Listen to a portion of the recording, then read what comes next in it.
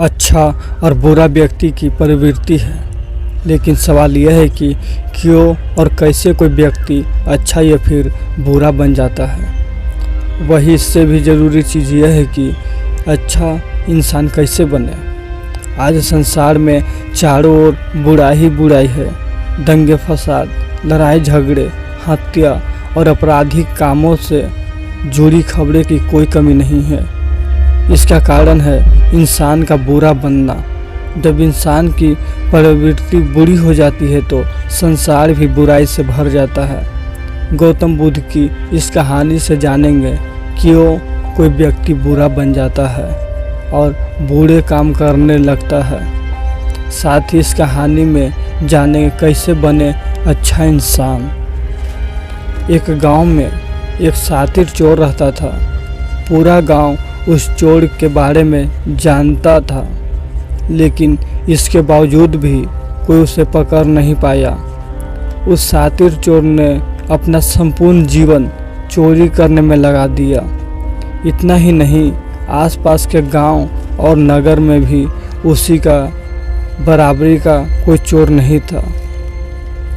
चोर का एक बेटा था जिसे वह अपनी तरह ही शातिर चोर बनाना चाहता था। इसीलिए वह अपने बेटे से हमेशा कहता था कि कभी किसी साधु या सन्यासी के उपदेश को मत सुनना।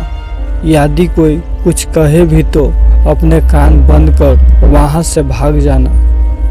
बचपन से ही उसका बेटा अपने पिता से इन्हीं बातों को सुनता रहा था, जिस कारण ये बातें उसके मन में बैठ गई थी।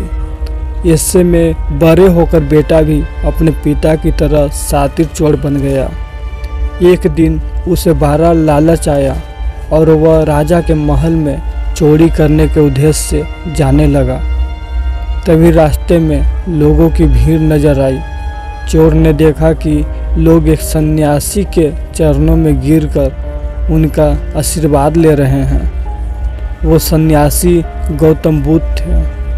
चोर साधु सन्यासी से दूर रहता था क्योंकि उसे अपने पिता से यही सीख मिली थी, लेकिन भगवान बुद्ध को देख वह उनकी ओर आकर्षित हो गया। इसका कारण यह है कि पहली बार उसे किसी तेजस्वी व्यक्ति के दर्शन हुए थे। अचानक उसे पिता की बात याद आ जाती है कि साधु सन्यासियों से दूर रहना चाहिए। चोर असमंजन में रहता था कि वह सन्यासी के पास जाए या चोरी करने के लिए आगे बढ़ जाए।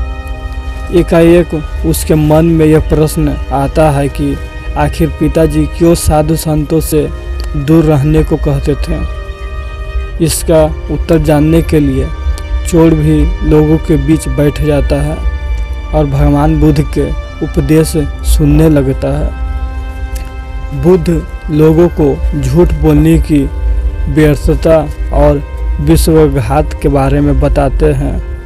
उपदेश समाप्त होने के बाद सभी लोग अपने घर लौट जाते हैं और चोर भी चोरी करने के लिए महल की तरफ निकल जाता है, लेकिन पूरे रास्ते वह यही सोचता रहता है कि क्यों न एक बार उस सन्यासी के उपदेश में कही बातों को मानकर देखा जाए। इस तरह से वह चोरी करने के लिए महल की दीवार से कूदने के बजाय महल के द्वार से अंदर जाता है। उसे देख महल के द्वारपाल उसे रोकते हैं और भीतर जाने का कारण पूछते हैं। चोर कहता है, मैं चोर हूँ और महल में चोरी करने जा रहा हूँ। द्वारपाल उसकी बातें सुनकर हंसने लगते हैं और कहते हैं, जरूर यह महल का सेवक या नौकर होगा और हमसे मजाक कर रहा है। यह सोचकर वे उसे महल के अंदर जाने देते हैं।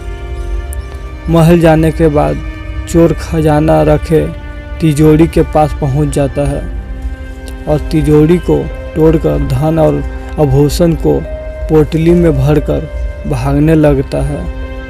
तभी उसकी नज़र महल के रसोई पर पड़ती है। रात होने के कारण सभी सो रहे होते हैं और रसोई में कोई नहीं रहता।